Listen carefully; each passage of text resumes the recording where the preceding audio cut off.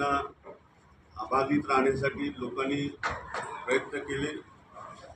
आमच्या जवळजवळ 30-35 जागा कमी पडल्या, अदरवाईज केंद्रामध्ये आमचं सरकार असतं, परंतु आमच्या काही जागा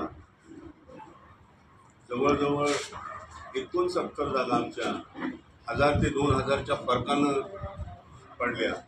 एवढ्या जर आल्या असत्या तर ॲब्सोल्यूट मेजॉरिटी आमच्या इंडिया आघाडीला मिळाली असती।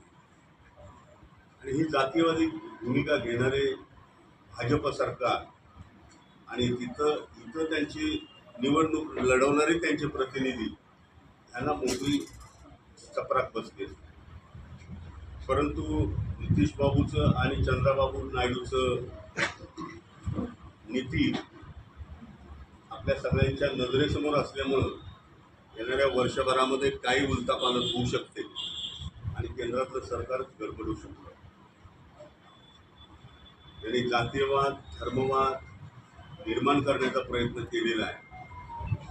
जातीमध्ये धर्माधर्मामध्ये फूट पाडून जनतेमध्ये फूट पाडण्याचं कट कारस्थान त्यांनी रचलेलं आहे। आणि एवढं करून सुद्धा आता ते सांगताय एक है तो सेफ है, ही मोदींची घोषणा।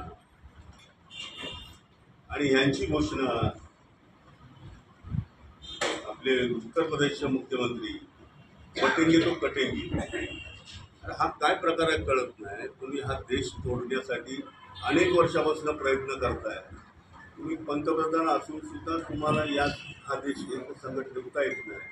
आणि मग एकत्रित आल्यानंतर सगळे सेफ होऊ, हे अत्यंत पोकळ अशी घोषणा त्यांची ठरलेली आहे। आणि तोच मुद्दा यांना सुद्धा लागू होतो, योगींना। अशा पद्धतीनं भारतीय जनता पार्टीचे राजकारण हे जात धर्म याच्यावर अवलंबून असल्यामुळं विकासाच्या प्रश्नाकडे त्यांचं दुर्लक्ष आहे। हिंदुत्वाच्या नावाखाली त्यांना या देशामध्ये बाजार मांडायचा आहे। आणि म्हणून देशातली निवडणूक संपली, आता राज्याची निवडणूक आहे। राज्यामध्ये सुद्धा आता जर त्यांच्याकडे बहुमत गेलं तर उद्या परवा मागे पुढे कधी काही 14-15 राज्यांचं बहुमत त्यांना लागणार आहे, त्याच्यामध्ये महाराष्ट्राची आमची। आणि म्हणून आम्ही ठरवलंय महाविकास आघाडीच्या लोकांनी, आज आमचे 31 खासदार आलेले आहेत निवडून। आणि बाकीच्या इतर विधानसभा क्षेत्रामध्ये आमच्या विधानसभेच्या क्षेत्रामध्ये आमच्या उमेदवाराला मिळालेली मतं याची जर बेरीज केली तर जवळजवळ 154 ठिकाणी 154 विधानसभेच्या क्षेत्रामध्ये आमचे आमदार निवडून येतात। मला माहिती आहे 288 मध्ये 145 मिळाले तर सरकार येऊ शकतं।